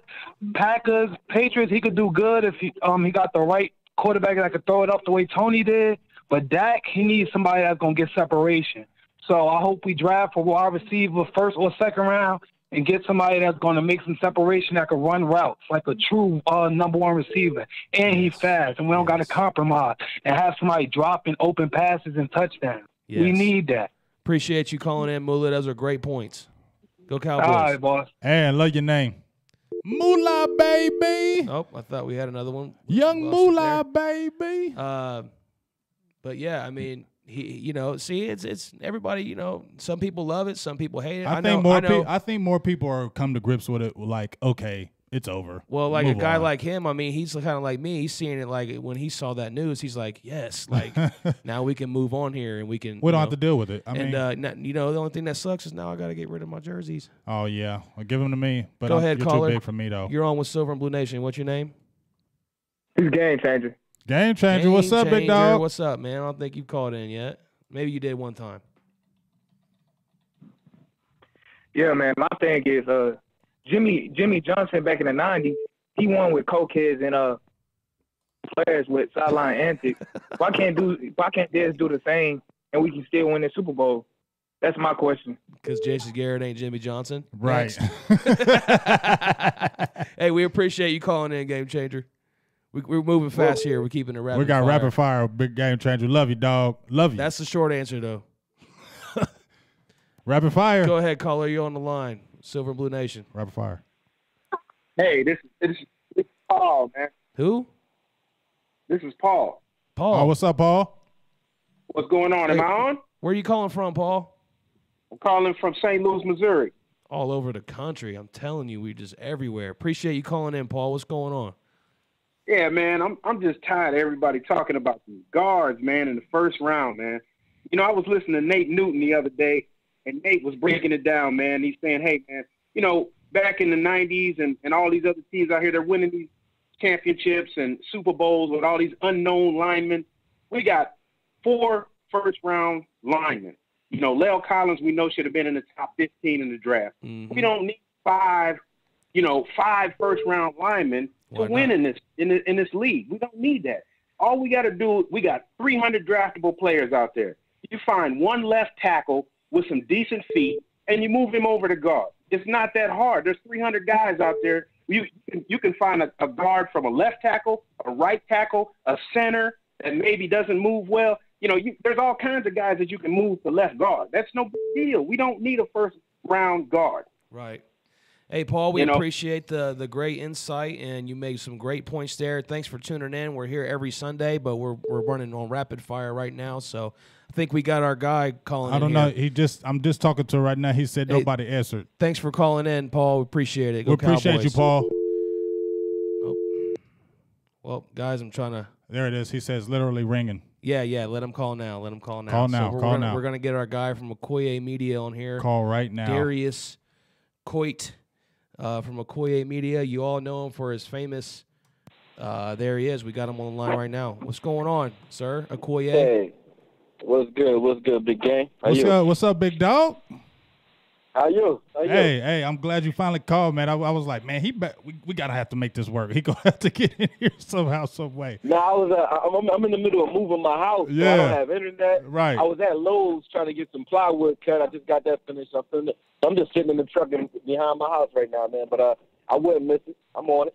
Hey, we love it. Hey, so I'm already jump right in because my man G, he already got some questions for you right now. So I'm gonna let G jump right in the fight. Well, I mean, obviously a lot of people have seen the videos that you've done where you've broken down Dez Bryant and how it's not his fault and things like that. And now I just see another video that dropped from you recently showing basically Dak Prescott's flaws.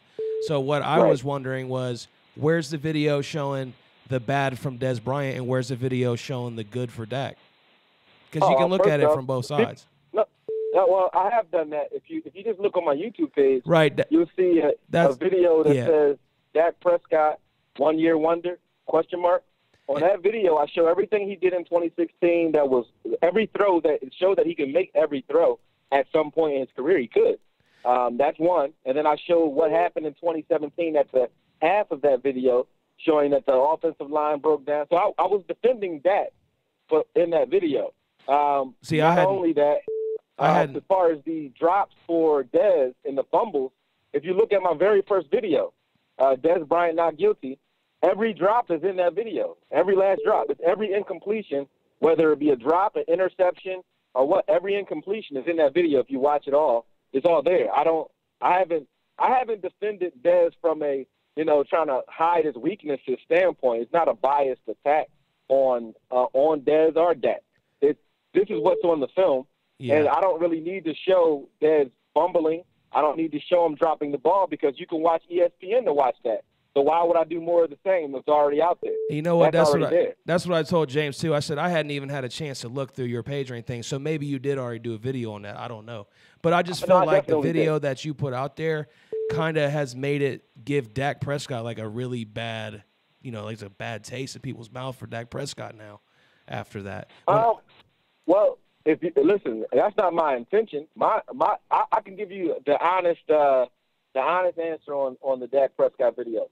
It was released and most of the work was done the day I found out that Dez was cut. So that was at the height of my emotions when it comes to Dez being cut in the first place. Like, right. Hey, I love you keeping it real. I love you keeping it real. Yeah.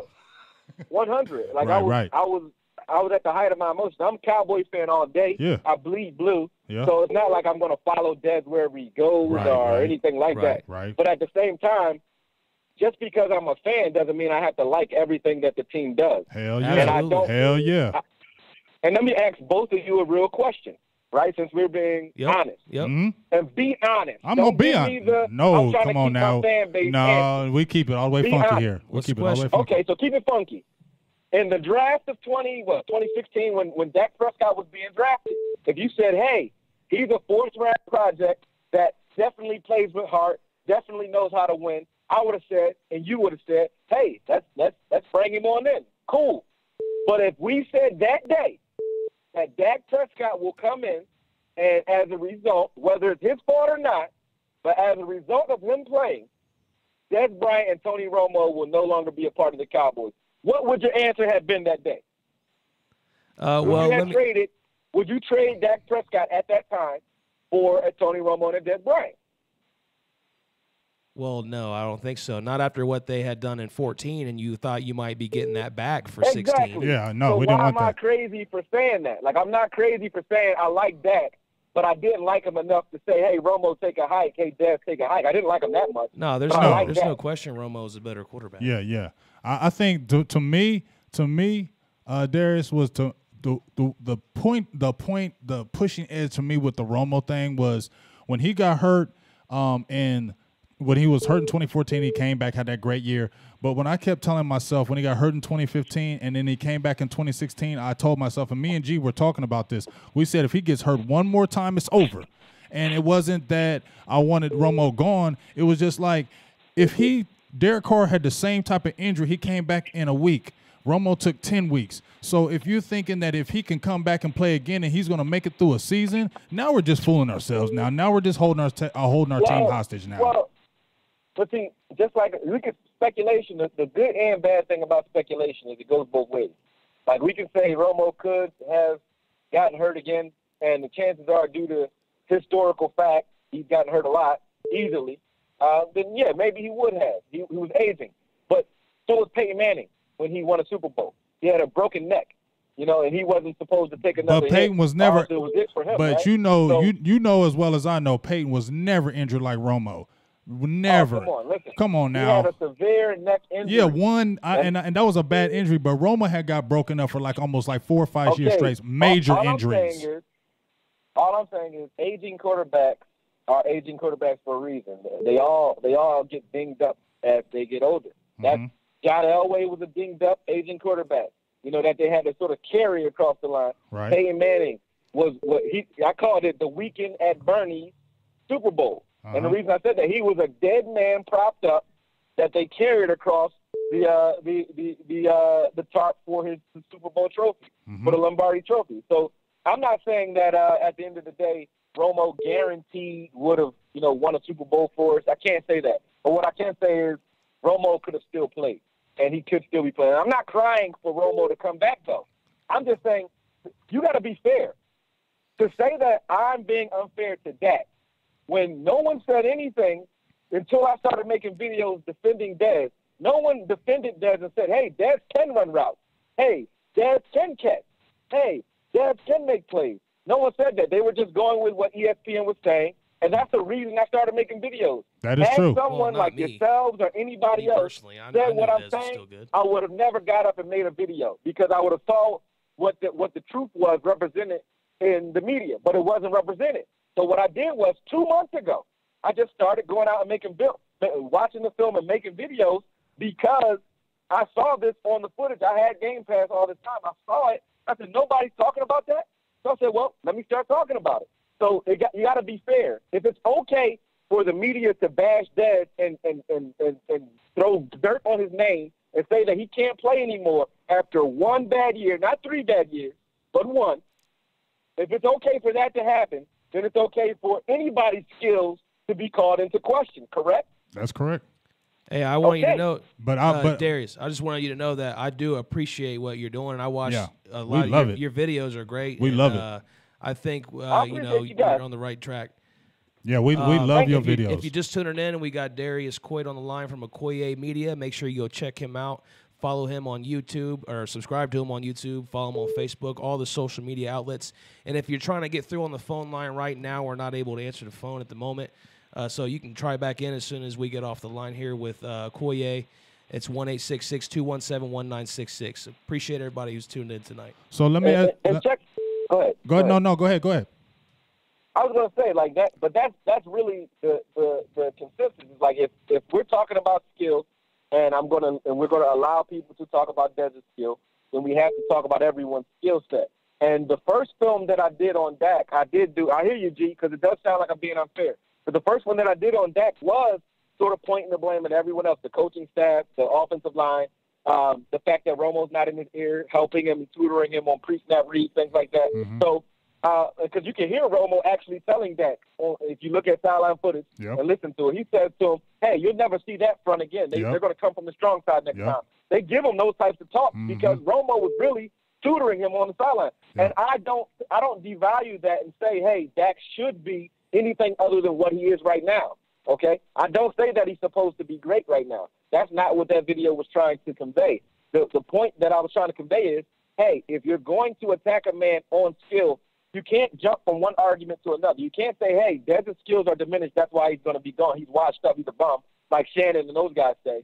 But then when I prove that he's not a bum with the footage, now he costs too much. And now that I say, hey, well, Sammy Watkins costs more, and look at his stats. So then you say, okay, well, he doesn't cost too much. So now what? What are you cutting him for? If he doesn't cost too much, obviously he doesn't. Tell me this to you guys and anyone who wants to answer. Is Sammy Watkins worth $4 million more a year than Dez? Hell no. No, he's worth less than Dez. Way less.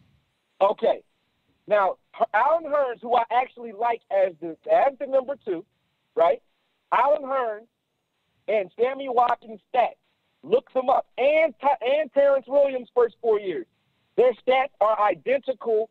Sammy Watkins has them by 3 or 4 touchdowns. Okay? Their first 4 years. So Sammy Watkins is essentially T. Will. That's his stats. He does what T. Will does every year. Okay? So with more to potential. say that Sammy Watkins is worth double, not double, $10 million more than what we give Alan Hearns is ridiculous.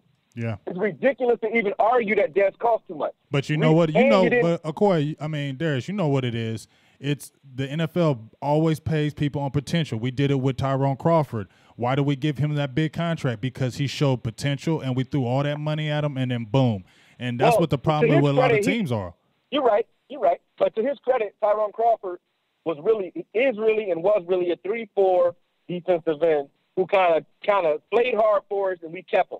But once we switched back to the 4-3, he can't really go inside full-time or outside full-time. He's really a 3-4 defensive end that should be playing somewhere in Pittsburgh or somewhere like that. I like Tyrone Crawford, but he's not worth the money that we give him in this scheme. Yeah. In this scheme. Right. In another scheme, he's fine. But in this scheme, no. If he played for the Rams or he played for Denver or he played for Pittsburgh, he'd be great. Because right now, he's not that for us. Well, so I don't have a problem with the guy. Well, my thing with Tyrone Crawford is I don't have a problem with him either if he wasn't making that money and he was maybe coming in as a backup. Then I don't have no problems with him, just like I didn't have no problem with Brandon Carr when he took the pay cut. I didn't like Brandon Carr when he made $10 million a year. When Brandon Carr made $5 million a year, Brandon Carr didn't bother me as much. Yeah, much better outcome then. Yeah. Same here, man. So that's all I'm saying. I'm not a Cowboy hater or a Dak Prescott hater. I just want good quarterback play. Mm-hmm. And if you're going to get rid of our greatest quarterback, one of the best quarterbacks that we've ever had, you can argue Starback, you can argue Aikman, depending on what purview you're looking from. But one of the top 3 quarterbacks we've ever had, if you're going to push him out, you kind of wear his shoes now. So you got to take the same level of pressure that he had, and that's what it is. Now, I didn't give him that early on because I said I won't talk about a person if I didn't watch him. I won't ever do that to anybody. And even before this video got released, keep in mind, I had the Dak footage for a very long time. I didn't let it go because I said, hey, it would be unfair because it's only his second year. I was giving him the excuse, too. That's why it's called no excuses, because I was giving them the excuse. I said, I'm not going to put this footage out because it's going to look like I'm hating on Dak. Same thing, because I watched what happened with the Anthony Brown video that I put out. And everybody kind of went hard on Anthony Brown as if I was trying to say he's a bum. When really I was saying he needs to take advantage of all the opportunities he gets because he's got 2 hands on a lot of balls last year, and he should have 8 interceptions. But that looked like he was a bum.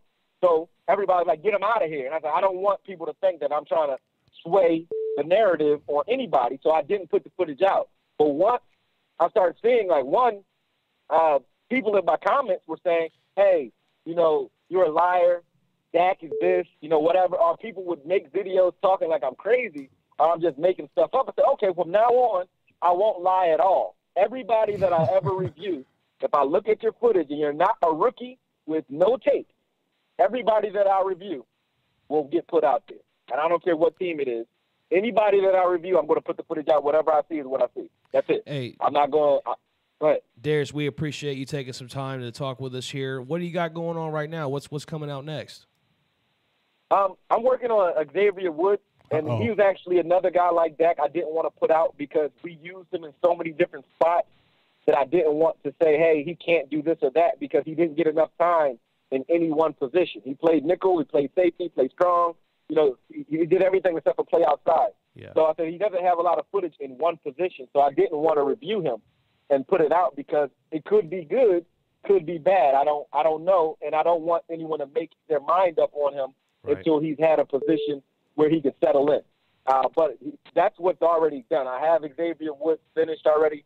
I just haven't done the commentary on it, but I will look at it and do the commentary on it probably later this week. I'm in the middle of moving, but once I finish moving, I'll put that out. We're looking forward to anything that you're going to be releasing. We're going to be putting it all out, big dog, so don't even worry about it. You want to let everybody know real quick where they can follow you and all that? You can definitely, if you want to talk to me, you can follow me on Twitter at Okoye Media. Real simple there. Or you can follow me and watch for releases on YouTube. Also on Instagram, I am _ Okoye, and that's AKOYE. That's IAM _ AKOYE. But yeah, you can follow me on either of those 3 places, and also Facebook as well, Okoye Media. But yeah, you can follow me in any of those 4 places, should I say? And I'm real approachable. I like to debate, so anybody, you can say whatever you want. It doesn't hurt my feelings. This isn't like a thing that I do where it's, that serious. We look forward to getting you back on sometime. Maybe we can do a Skype call in the future. We could definitely do Skype next week. Like I said, I'm moving. Once Verizon gets out here and hooks my internet up, I'm ready to go. Sounds good, man. We appreciate you. Hey, man, we appreciate you. I'm glad you inboxed me last week in the page. I'm glad we got to kick it last week on with Law and them. You're a great dude, man. I love your footage. Likewise, man. I'm going to be putting out all your stuff, fam, and I just love what you're doing. Keep on doing it, man. Keep on keeping it unbiased and keep on keeping it real. That's what we love. Well, likewise, man. I appreciate the love from you guys, man. Anytime. All right, man. Yes, sir. Love you, dog. Take it easy. Peace. Hey, there it is. Hey, man, just another, just good people. You know what I'm saying? He always puts out good work. His work is incredible. His work I'm surprised is he's not getting like money. getting paid professionally. because he's good. For the Cowboys themselves. He's good. Yeah, I was very impressed with anything that I've seen come from him. Yeah, so make sure you check out I know Koya Media. a lot of people have been trying to call in. We're getting ready to wrap the show up, so we weren't taking any more phone calls. So if we missed you, we apologize. You can try back in next week. We'll be right here, same time next week. Same bat time. On Sunday. Same bat time. But then I'm going to Hawaii for a couple weeks. So I don't know. We'll work something out. If I'm not live, he'll if we're not live, he'll be live by himself. So because it'll be draft time. We appreciate everyone who tuned in. Hopefully you liked the video. Hopefully you shared it and watch for some clips to drop throughout the week from the show. Right. Thanks to everybody who called in, everybody who commented, shared, gave us a thumbs up, who watched on all of our YouTube and Facebook. That's just huge for us. And just a couple last-minute things here, a couple notes. La'el Collins to go to right tackle to remain there right now, so that's solidified. He'll be right tackle, right? At least for this time being now. He said he don't want to move. There was something came out about Honey Badger tweeting something about our secondaries and then deleting it. Yeah, he basically said, Honey Badger basically said that even with his 2 tore-up knees, he's still better than everybody in our secondary. Which I don't believe that. That's a lie. And the preseason schedule's been released. Did you have that handy? No. No? All right. Well, let me try to find it here then because I think that's important. Yeah, it is important. I mean, we've got scheduling here, so let me see. I don't know.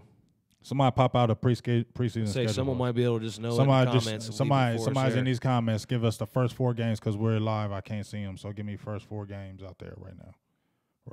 Yeah, Harold. Hey, yeah, we're gonna be in Texas, big dog. So come out too. Make sure y'all come out and check out Mexico. We're gonna be back out there for the draft in 9 days, going down again. So anybody who's in the Texas area, Plano area, get out to Mexico. I'm gonna be back down there with Law Nation, Dallas Prospect, Computer from 36 Mafia. Be back up there, and then I'm gonna try to be heading out to downtown. Holler at that draft too, get real close. So anybody who's on here is in that Texas area, Harold, I just hollered at you. Get your butt down there and let's kick it. We talking Cowboy football, so get your butt to Mexico and Plano, Texas, so we can kick it. Feel me? All right. Let's see here. So we got week 1, Cowboys at 49ers. Week 2, Cowboys at home versus the Bengals, which I wish that one was in Cincinnati. Damn, I wish that was whatever. in Cincinnati. Week 3, Cowboys at home versus the Cardinals. That'll be a Sunday night game, so you'll get some primetime action there, and that's usually the dress rehearsal, as they call it. We always playing them damn Cardinals. So, we'll get that on a primetime, a dress rehearsal game. That's pretty cool. Week 4, we'll have the Cowboys going to Houston. So it's a good preseason schedule. You don't have to travel a lot. We got them on the regular season, too. That's going to be a big game. The only traveling you got to do here is week 1 going to San Francisco, and you're usually doing training camp over there anyway. So then you're coming home for 2 games, and then you're going to Houston. So you don't even have to travel. And from what I understand, it's a pretty soft schedule this season as well. Yeah. And I see a lot of people in the comments were asking about what kind of record we would have this season. For me, it's too early to say because with the draft, and there's still a lot of things a lot of pieces to be set in place, particularly on that wide receiver core, and maybe a couple spots like for safety or something, but in linebackers. So it's kind of hard to say. A lot of things are going to change between now and the regular season. But if I had to say, I'm going to say we're going to win the division this year. I believe we're going to. This is the even year for Garrett, and he always does good in the even years. That's a good point, yeah. So this is the years that it's the even year that he does good, and I think we're going to have a good record. I think we're going to be maybe 10-6 or maybe 11-5 this year. I think we're going to be around there. I think we're going to bounce back. We're going to have a solid team. But the biggest question for me is we get to the playoffs, what the hell are we going to do? And to me, it's Stephen Jones. It can't be we get to the playoffs, we win 1 game, we lose. No, if we're not getting to an NFC championship, at least this year, Garrett must go. Mike Mularkey must go. And I say that because he was the Titans coach that got fired after just winning or going to the playoffs and losing. Because he wasn't their guy. They were like, we're not going to probably go as far. We got the talent. He did good, but we want our guy because we feel like he can take us there. And I guess it's kind of like you said earlier when I say they're 13-3, 9-7. You're like, did Garrett do that? I mean, I guess, it is a majority. The players can carry you so far if you have great players. Mm-hmm. They can carry you to 8, 9 wins, 10 wins, but it's what you do in those playoffs. Yeah, that's when the coaching really comes into play. Don't you think? Coaching status. Yes, I mean, because it's all the great ones. That's what they have in common. It's win or lose. You're gone. Well, it's been a great show today. We appreciate everybody who checked us out. Hell of a show. I mean, it was a great show. This is the best show we've had in a long time. That's all right, because since the regular season, big things happen. Well, it's been a dead period. It's boring right now. Period. The Dez Bryant news is hot right now. That made everybody hot talking about it. So. And now the draft is about to come up, so it's going to get steamrolling again because now we'll be able to talk about the players Dallas drafted. Yep. We'll be able to go through them and see what happens, and it's going to be an exciting time because it's going to be a splash. And shout out to Facebook for the new update. That certainly helps out people like us doing what we do. Yes. You know what? Real quick, I want to get this phone call in because this person called about 20 times while we were on the line. Caller, you're on the line. What's your name? Good afternoon. This is Carlos. I'm sorry we didn't get you earlier. I seen you trying to call, but we had another caller on the line. I understand. That's fine. Talk to us. Oh, yeah. Well, I mean, I know I've been watching y'all video. I know I called earlier, and I know that this time it's the opposite. Now I got the delay. But just touch up on the division in terms of us winning it, and making the playoffs. I mean, I think, like y'all said, it's an even year, but I mean, and like I said, I know in the 2014 year, I was taking it down the road. I said, obviously we all know what happened with the catch. There was a catch. But that being said, I think I see us more like the way the New York Giants did several years ago, and in more recent history. Well, not recent history, but I mean the way the Steelers did. I see us taking it on the road, being road warriors as opposed to winning the division, being one and done, either in the number 3 slot or getting the bye. I mean, I would rather. I know I feel in my heart, we have a better shot going 11-5. I'm with you. Or maybe possibly 12-4 by default because other teams went 14-2, 13-3, and taking on the road if we're all going to make the Super Bowl. I just don't feel as comfortable getting the bye or even at the number 3 slot. What do you guys think about that? And I agree. I don't want us to take any breaks. I think that you think that because of the coaching. Is that correct? Well, the coaching and that, and if, like I said, I'm a firm believer. I'm not resting players going down division. Now, with that being said, if you are going to start sitting guys, I would do it the second to last game. Or maybe the third or last game. If you are going to do that, if you're in a blowout, go ahead and sit them, but not the last game. I believe if you have nothing to play for, regardless, or if you do, you play all your guys in the very last game. Well, if you look just like you were talking about, when we had our 2014 team, we went into Washington. That was a meaningless game. We didn't have to play anybody, and we played all our starters all the way into almost the fourth quarter, and we mashed them and demolished them. And we carried that edge into the playoffs when we played the Detroit Lions. And I think that's the same type of edge you got to carry because I feel like when Garrett doesn't have that full blast and he gets time to sit and think. 2016. That's when we mess up. When it's just boom, boom, boom, we play. But when he gets to sit and think a whole week, it just seems like it's always some kind of catastrophe. Yeah. Well, like I said, I'm in my mid-30s, so I saw the way the Ravens did it, the way the Giants did it, the way the Steelers did it. You got to run the ball and you got to stop the run. Now, yeah, you got to have big plays, obviously. But the way our recent history, especially the way Garrett coaches, I think we're better off going 11-5 and taking it to the road all the way, as opposed to getting a bye or even the third slot.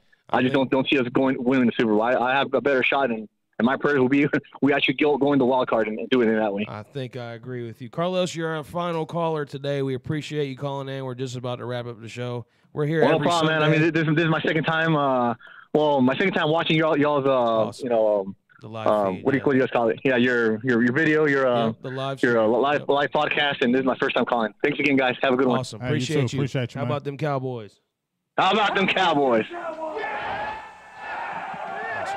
All right, so that's going to do it for us today. It was a great show, like I said before, and if you tuned in, we love you, and make sure you go. And that sounded really authentic. If you missed it, it is authentic. If you tuned in, I love you. I liked it. We're family now. I'm saying. Go check us out on iTunes, Google Play, and SoundCloud if you missed anything or rewatch the video. That's Big Game James. And that's Producer James. And the show's over.